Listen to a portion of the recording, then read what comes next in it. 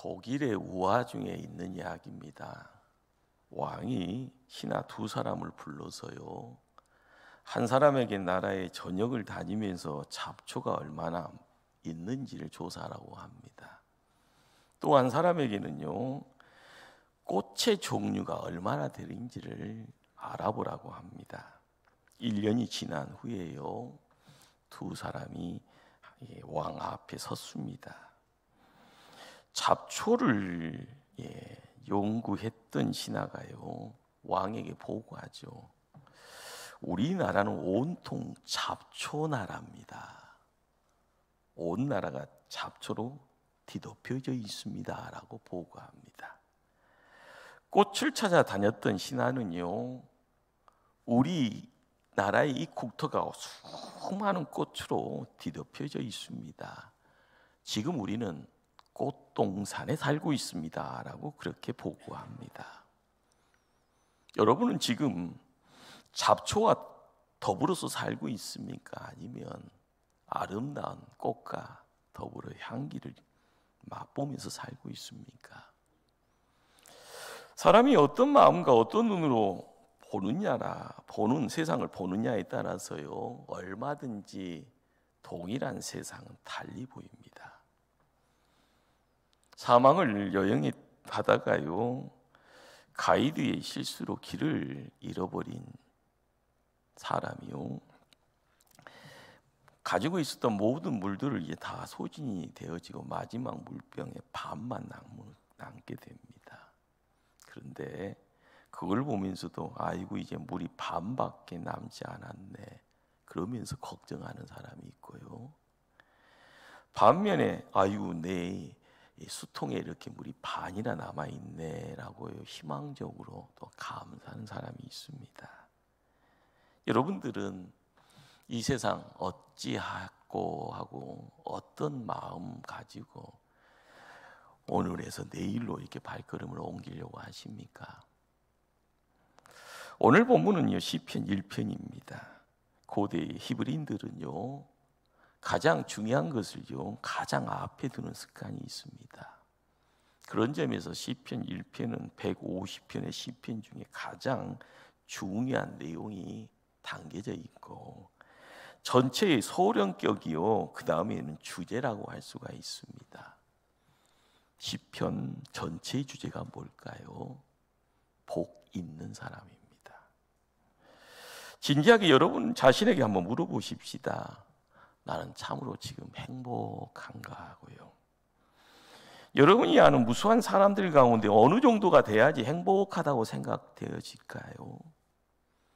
알고 보면 그들도 우리와 똑같은 문제 갖고 삽니다. 감추고 있을 뿐이죠. 그렇게 들춰져 보면은 아픔과 근심과 염려, 걱정 갖고 그냥 살고 있습니다. 여러분은 어느 정도의 여건과 환경을 얻으면 이제 조금 행복할 것이다 이런 생각이 들까요? 지금보다 조금 더 부자였으면 좋겠고, 내 사랑하는 자녀들이 항상 걱정 없이 행복했으면 좋겠고, 어린 자녀들이 있으면 모두 서울대 들어갔으면 좋겠다. 이것이 행복일까요? 우리나라의 100명의 부자들 그리고요 100명의 박사 학위를 소지한 교수들, 대학 교수들에게 물어보았습니다. 당신들 진실로 진짜로 행복하요? 그랬더니요 87%가요 자신 있게 고민도 않고요 즉각적으로 대답합니다. 아닙니다 라고요. 13% 정도만요 글쎄요 하면서 미지근하게요 그렇게 대답했다고 하죠. 사람은 누구나 갖고 싶은 것을요 가지려고 합니다. 남들보다 좀 더 가져보려고 하고요. 그래서 남들이 갖지 못한 것을 내가 갖고 있으면 내가 굉장히 자랑하고 싶고요. 그것 때문에 행복하다고 그렇게 생각합니다. 맞죠?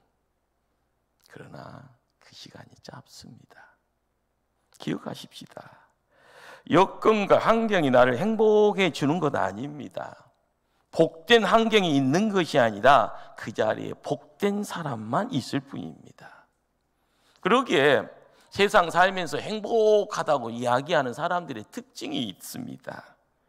내가 일이 너무 많으면은요, 사람들 불평하잖아요. 그러나 행복한 사람들은요, 이렇게 말한다고 하네요. 아이고, 내가 이렇게 쓰임 받아서 좋네.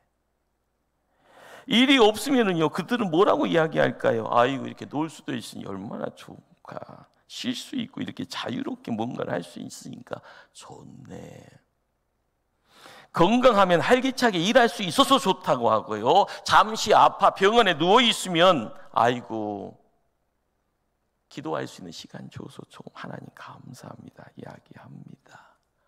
요즘같이 불경기예요. 많은 사람들이 힘들어하잖아요. 고난 속에, 역경 속에, 환난 속에요. 아이고 아이고 나 죽네라고 이야기하잖아요. 그러나 행복한 사람들은 이야기합니다. 하나님이 역경이 나를 단련시키는데 내 영혼이 하나님 앞에 더 가까이 거룩해지고 정화되어지니 좋다고요. 매사에 이렇게요, 긍정적이고요, 감사거리를 가지고 하나님 앞에 또한 이야기하는 모습입니다. 명심하십시다. 복은요, 환경이나 소유의 문제가 아니라 존재의 문제입니다. 소유냐 존재냐. 복은 적어도 소유의 문제가 아니라 복 있는 존재가 되는 것이다 라고 성경은 말씀합니다. 복 있는 존재, 복 있는 사람. 한번 따라서 할까요? 나는 복 있는 사람입니다. 여러분 주변 보시면은요, 뭐 좀 해보려고 재물을 뒷만 쫙 사자 쫓아다니는 사람이 있습니다. 근데 재물이 안 모아져요. 어떤 사람은요 그냥 노는 것 같아요. 그런데 보면은 재물이 이렇게 그게 품에 안겨져 있습니다. 부럽기도 하고요, 짜증나기도 하지 않습니까? 나도 남들처럼 행복을 쫓는 사람이 있습니다. 저 사람 곁에 있으면 뭐 잘 될 것 같고, 저 사람 하는 거 따라하면 나도 그렇게 될 것 같고, 그러다가 가령이 찢어진다는 소리 듣죠. 그런데 저 사람은 만사가 행복하고요, 있는 시간을 어떻게 또 그렇게 지혜스럽게 시간을 쪼개가면서요 주변 사람들과 함께 어울려가는 가운데 아이고 행복의 소리가요 이쪽 저쪽에서 들려지는 사람, 그때 또 부럽기도 하지요. 우리가 알아야 될 것은요, 내가 복 있는 사람이 되면은 내가 복을 쫓아가지 않더라도 복이 따라옵니다. 그래서 이제 옛날에 믿지 않는 뭐 드라마, 코미디언 프로그램 있잖아요. 웃으면 뭐가 온다고요? 복이 온다. 웃는 것도요 참 노력해야지 됩니다. 근데 내 안에 웃음이 있어야지 웃어지잖아요. 새해 되면은요 사람들이요, 요즘 그렇게 인사 많이 안 턴데 복 많이 받으세요. 남들이 이제 인사하니까 항상 함께 인사를 하는 가운데 어느덧 벌써 5월이 됐습니다. 복 많이 받으셨습니까? 우리가 알아야 될 것은요, 나는 예수님 때문에 복 있는 사람입니다. 예수님 때문에요. 시편 1편은 복이라는 말로 시작합니다. 망한다라는 말로 끝을 맺습니다. 사람들이 가장 열망하는 행복이라는 말과 가장 싫어하는 멸망이라는 말이 시작과 끝을 차지하고 있습니다. 시편은 그래서 인생의 가장 근본적인 문제의 내용을요, 거기에 또한 열쇠를 우리에게 이야기해 줍니다. 누구나 두 가지 길을 본인 앞에 놓고 있는 겁니다. 복 받는 길, 망하는 길. 행복이라는 길, 멸망이라는 길. 복된 길, 조주스러운 길이 놓여져 있는 겁니다. 오늘 본문 시편 1편 1절 말씀입니다. 복 있는 사람은 악인들의 길을 따르지 아니하며 죄인들의 길에 서지 아니하며 오만한 자들의 자리에 앉지 아니하고. 복 있는 사람과 더불어서요 대비되어지는 인물들이 등장하나요? 악인, 죄인, 오만한 자. 복이 있는 사람이면은요 악인의 모습이, 죄인의 모습이, 오만한 자의 모습이 멀어지는 내용입니다.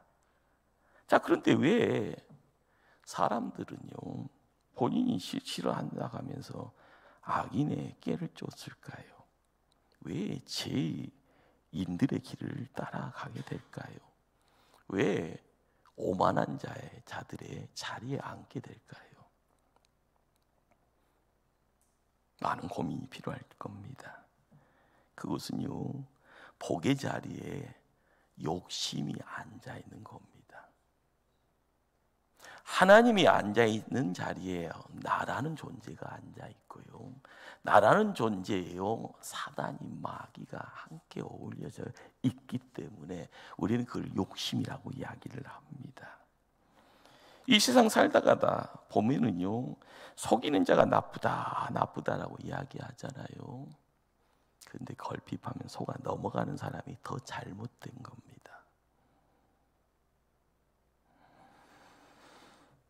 우리가 알아가야 될 것은 나는 착하게 살았다고요. 예, 남들 다 인정할 겁니다. 착하게 산 것은요. 내 안에 악이 없다고요. 그러나 우리가 알아가야 될 것은요, 속는 사람들의 내면에 복이 없으면은요 아무런 말이 다 변명입니다. 착하다고 이렇게 착한 거 인정합니다. 그러나 그 착한 것에요 잠시 잠깐 욕심이라는 것이 조금 드러나서 여러분들 보이스피싱이라는 거 당하는 분들이요, 나이 드신 분들, 요즘은 변호사까지 판사까지도 보이스피싱에 갑자기 손가락이 가서요 몇 천만 원 슉 넘어가는 것에 아하 한다고 그러잖아요. 옛날에는 나이 드신 노인들이. 그런데 그분들 착하잖아요. 그분들 세상에 남들한테 피해 안 주고 살았잖아요. 그런데 왜요? 자식 어려움 당하니까요 훅 넘어가잖아요. 뭔 잘못이에요, 뭔 잘못. 그런데 그것을 잡아줄 수 있는 힘이 내 안에 있으면은요 피해갈 수도 있고 넘어갈 수도 있고 호통치면서 야 이놈아 하면서 사기치지 말아라 애칠 수 있을 텐데, 내 안에 착하다는 이름 속에서 그것이 다 해결이 됩니까? 내 안에 복이 있으면은요 그것을 넉넉하게 이길 수 있는데요, 헛된 욕망이다라는 것이요 나도 모르게요 헛됨이다라는 내용 속에서 내 안에 자리매김되어져 있는데요, 조금 뭐 하다 보니까요 나도 잘났네, 나도 갖고 있네, 나도 공부하다 보니까 이 정도 됐네, 그러다 보니까 복 받았다고 착각합니다. 복 받았다 보니까요 나는 갑이 되어져 있는 거고, 그렇지 못한 사람들이 을이 되어져 버리는데 그게 복입니까? 내가 있는 거지 하나님이 있는 거 아닙니다. 하나님과 함께하는 가운데 겸손이 있는 거예요. 겸손이 있다 보니까 사람 위에 사람 없고 사람 밑에 사람 없는 거예요. 어려운 사람이 내 옆에 있으면요 내 밑에 있는 것이 아니라 옆에 있으니까 잡아주고 품어주고요 내 거 나눠주는 거잖아요. 우리가 알아야 될 것이 뭘까? 앉지 않는다, 서지 않는다, 따르지 않는다, 이런 모든 것들은요 망설임의 어떤 내용입니다. 갈팡질팡, 갈까 말까, 할까 말까. 그런데 사람마다 거기서요 땅 하면서 결단해야 되고 딱 하면서 결정해야 되는데 그것이 안 됩니다.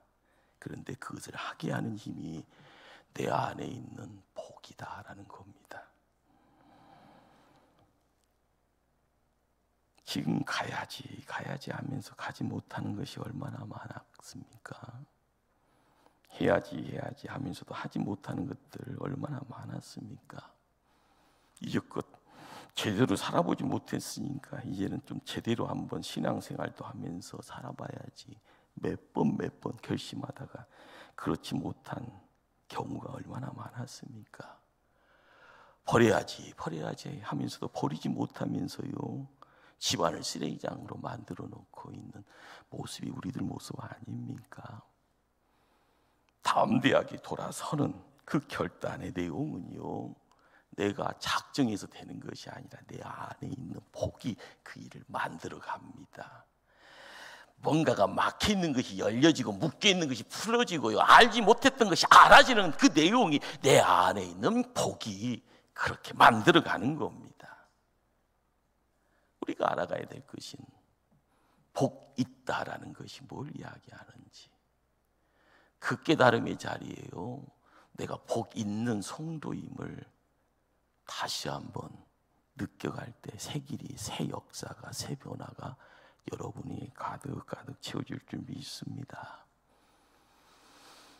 요즘은 이제 새해 되면은요, 집집마다 복조리를 걸어놓는 가정이 거의 없습니다. 시골 가면은 가끔 그런 가정 대문에 걸어놓는 것을 보기도 하죠.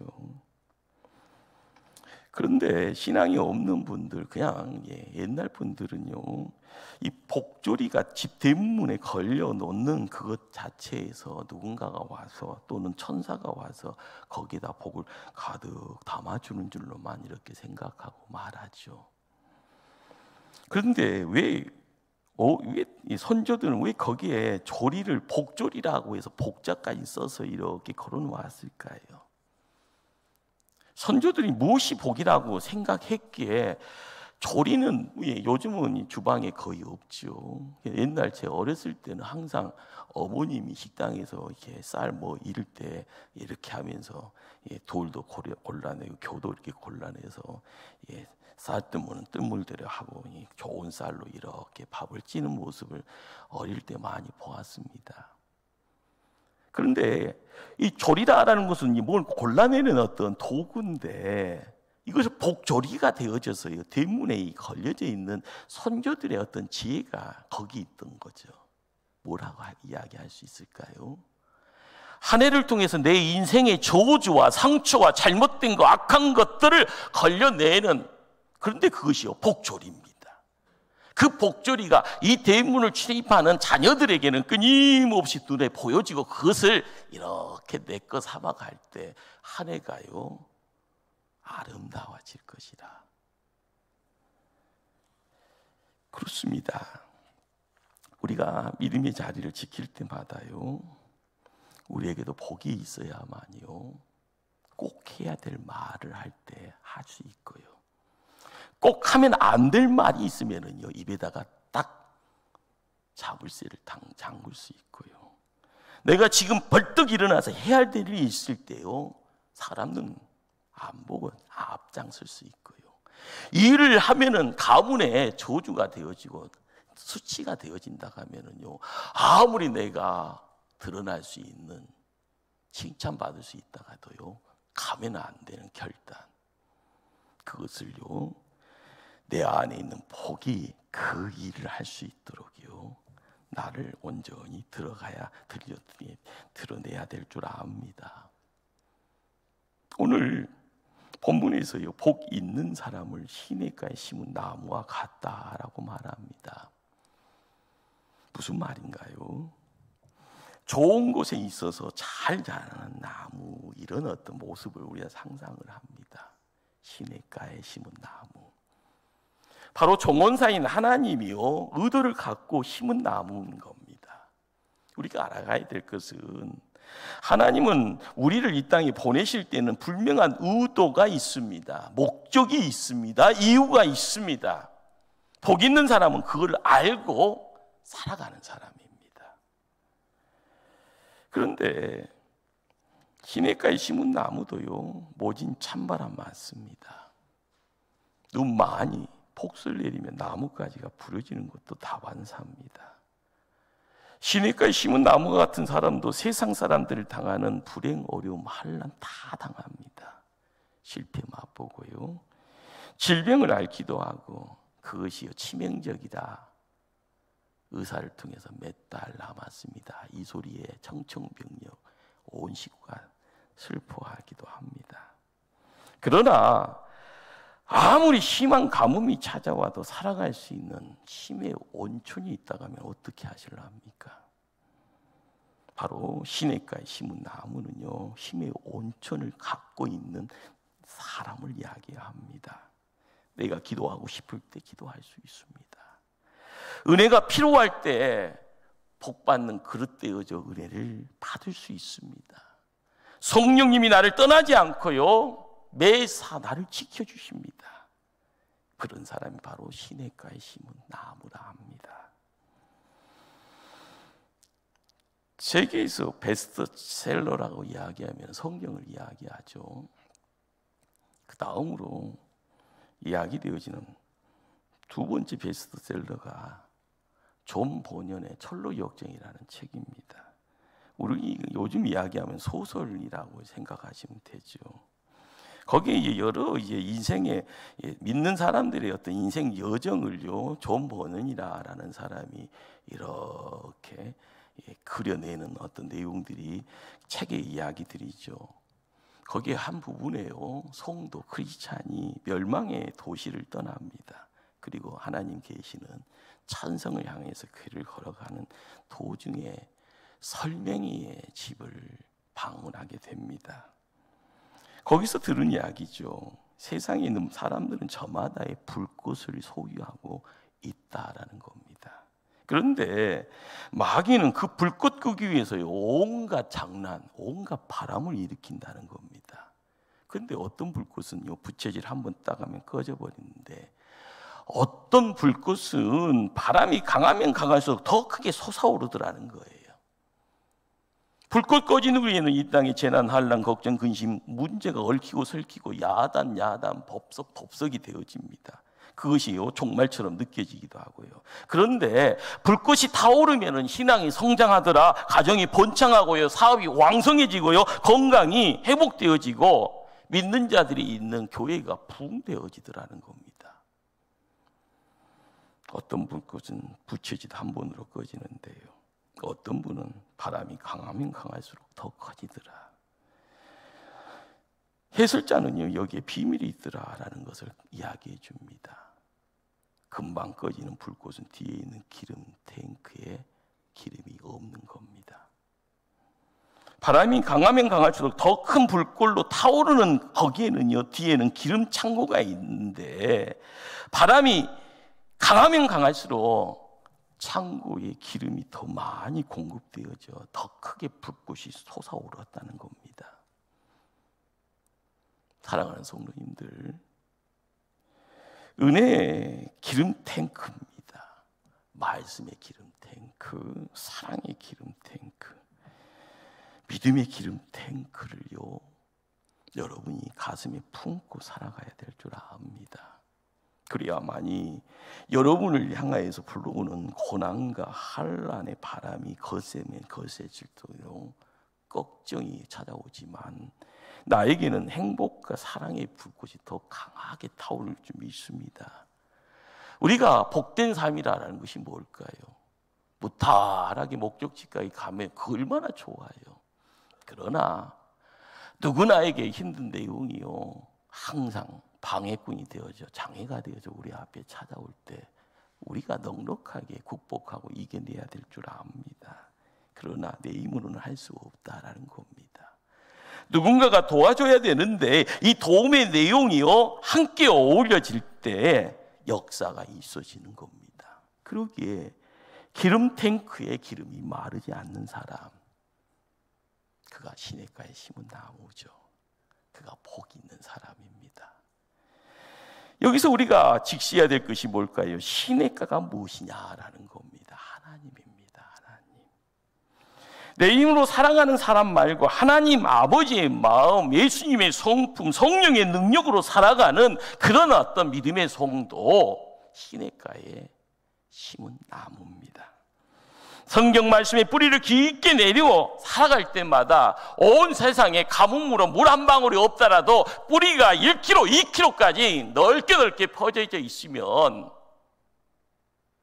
가지 마르지 아니하고요, 주변 사람들에게 열매 맺는 모습 드러내게 됩니다. 그렇습니다. 이 시대를 살아가는 시냇가에 심겨진 나무는요, 말씀의 뿌리를 내려야 됩니다. 하나님 중심이다라는 그 자리에요, 교회 중심의 자리에 뿌리를 내리고 살아가는 사람이 이 시대의 시냇가에 심은 나무입니다. 신앙생활이 늘 흔들흔들 거리다 보면은요, 뿌리가 약해지고 뿌리가 썩어져 있으면 금방 넘어져 버리죠.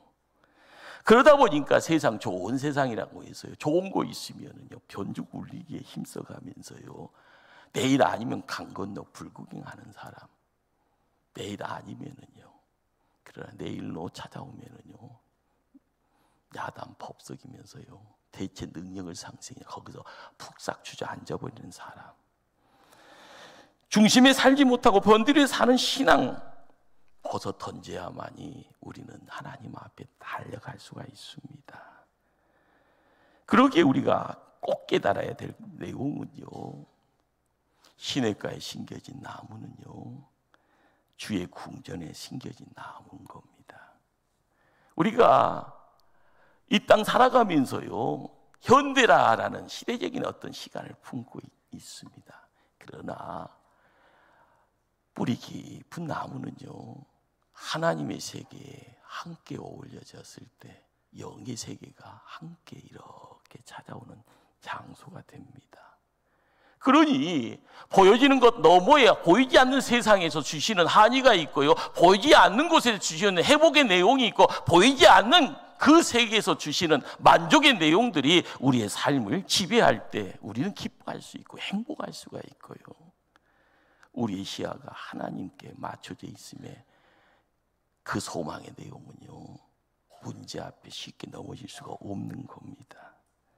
그러기에 우리 모두는 하나님 중심이다라는 그 자리에요 교회 중심의 자리를 지켜가고요, 그 교회 중심이다라는 그 자리에 말씀 중심이 무엇인가, 거기에 우리의 뿌리가 다 있을 때 우리의 앞날에 모든 문제는 눈 녹듯이 녹아질 줄 압니다. 이런 복 있는 사람은요 열매를 맺습니다. 반드시 열매 맺습니다. 잎은 시들지 않고요 새들이 와서 그 가지에 논이게 됩니다. 꽃이 피며 많은 사람들에게 향기를 나누게 되어지고요, 많은 열매들이요 가지에 주렁주렁 맺어질 때 찾는 이들에게 함께 나눔의 장이 배설이 됩니다. 똑같은 바람이지만 오물은 악취를 풍기지만 나무는요 향기를 통하여서 사람에게 큰 기쁨을 선물합니다.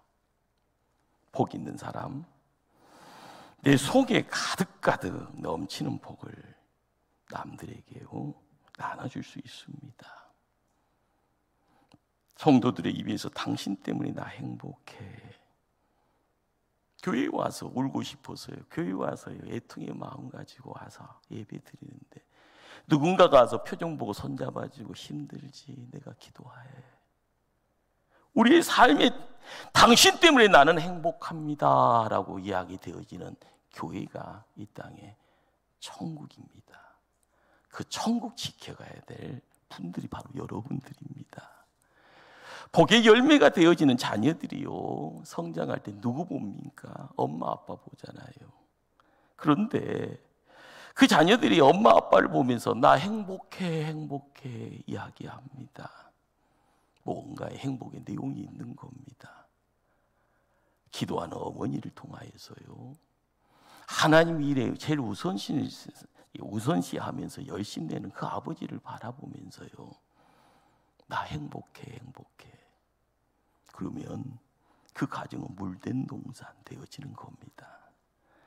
우리 주변 어디든지 행복의 열매들요 우리는 보게 됩니다. 본인 스스로가 살면서 복을 보고요 복이 되어지고요, 고난 중에도요 가정에서 교회 안에서 복이 맺어지는 것을 바라보면서 아 나를 통해서 누군가가 힘을 얻어가는구나, 나 때문에 힘을 얻어가며 행복해지는구나, 그것이요 함께 어울려졌을 때 우리가 어디에 살고 있을까요? 천국에 살고 되어지는 겁니다. 여러분들 지금 눈에 보여지는 것이 어떠합니까? 여러분들이 이루기를 원하는 세상은 어떤 세상입니까? 임금님이요, 한 마을을 실찰합니다. 임금님이 참 개구장이었는가 봐요. 군대를 끌고 와서 동네에 큰 사거리에 큰 바위 하나를 갖다 놓게 됩니다. 대부분의 사람들이요, 지나가다가요, 그 바위를 보고 뭐 합니까? 불평할 거 아닙니까? 어떤 놈 새끼가 사람 다니는 길 중앙에다가 이렇게 큰 돌멩이 갖다 놓았냐고요. 투덜거리고 불평하고 원망할 텐데요. 몇몇 사람들은요, 바쁘니까요, 제 살 길 바쁘니까요, 그냥 피해 가버립니다. 무슨 사연이 있겠거니, 왜 이것이 여기 있겠거니 궁금해하지 않습니다. 참 사람은요, 그래요. 나중에는 이해도 납득도 안 되지만 그러더니 하고요, 지나가는 그 자리에 그 모습들, 우리의 모습입니다. 그런데 한 농부가요, 수레를 끌고 가다가요, 마을 내거리에 놓여 있는 큰 바위를 보고 깜짝 놀랍니다. 그래서요, 수레를 잠깐 세우고 힘을 다해 소와 함께 그 바위를 끙끙끙끙 대면서 옮겨 놓습니다. 길 중앙에서요, 밖으로요. 그런데 바위를 다 옮겨 놓고 봤더니 움푹 파인 그곳에 큰 자루 하나가 있더라는 거예요. 그리고 자루에 글귀가 쓰여져 있습니다. 이 돌 옮기는 사람이 이 자루의 주인이다. 그리고 그 밑에요, 왕의 이름이 딱 쓰여져 있는 겁니다. 여러분 궁금하시죠? 자루 안에 뭐가 있었을 것 같아요? 금은보화가 가득 있어서 그 사람은 행복했더라라고 이야기합니다. 축복이다라는 것은요, 가끔 검은 보자기에 쌓여서 우리에게 훅 다가올 수 있습니다. 믿음의 눈이 열려지지 아니하면은요, 우리는요, 눈앞에 보여져 있는 나의 어려움, 고난, 실패, 상처, 아픈 것들이 모든 것의 시작이고 끝이고요, 거기에 갇혀버리게 되어집니다. 그러나 영안이 열려져 있는 상황에서 믿음으로 잘 감당하려고 할 때마다 내 문제가 내 문제로 끝나는 것이 아니라 누군가와 함께 문제에 극복이 되어지면 그 밑에는 황금자루와 함께 어울리는 황금보화가 우리를 기다리고 있을 줄 믿으시길 바랍니다. 요즘 참 어렵잖아요. 힘드시잖아요. 불평하지 마십시다. 그러다가 진짜 불행한 사람 될 수도 있으니까요. 남 탓하면서요, 원망하지 마십시다. 나중에 하나님 만난 자리에서요, 하나님께 심판받는 중에 또 하나님 원망하는 자 될 수 있습니다. 여하튼 감사하는 사람 되십시다. 이해가 안 돼도 하나님 찬양하고요, 납득이 안 되더라도 하나님을 높이요 올려드리십시다. 그러다 보면 내 안에 있는 복이요, 나를 감사하는 사람으로 바꿔놓을 겁니다. 그러다 보면 내가 복 있는 존재 되어지니 하나님의 복이요, 뒤따라올 때 그 복에 갇혀지는 인생, 그 복을 통하여서요, 하나님께 영광 돌리는 사람 되질 줄 압니다. 지금 세상이 참 어렵습니다. 힘들다가고요, 자영업자들이 지금 죽을 맞이라고 합니다. 그러나 나의 자녀들, 나의 손주들이 지금 나를 바라보고 있습니다. 다른 사람 안 봅니다. 나를 보고 있습니다. 지금 우리의 입술의 고백은 동일해야 합니다. 하나님 붙잡으면 다 붙잡는 것이고요, 하나님 놓아버리면 다 포기하고 다 나의 곁을 떠나게 됩니다. 한번 따라서 할까요? 하나님을 붙잡으면 다 붙잡는 것이다. 아멘. 그렇습니다. 우리가 시냇가에 심은 나무가 되면은요, 나의 자녀들도요, 시냇가에 심은 나무가 됩니다.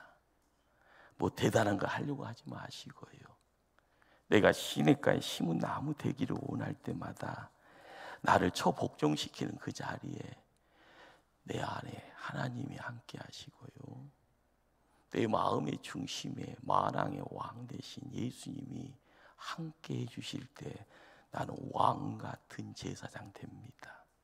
내가 복 있다라고 하는 그 내용이, 이 복은 하나님, 내가 하나님을 품고 나갈 때 나는 살아있는 성전이 되어집니다.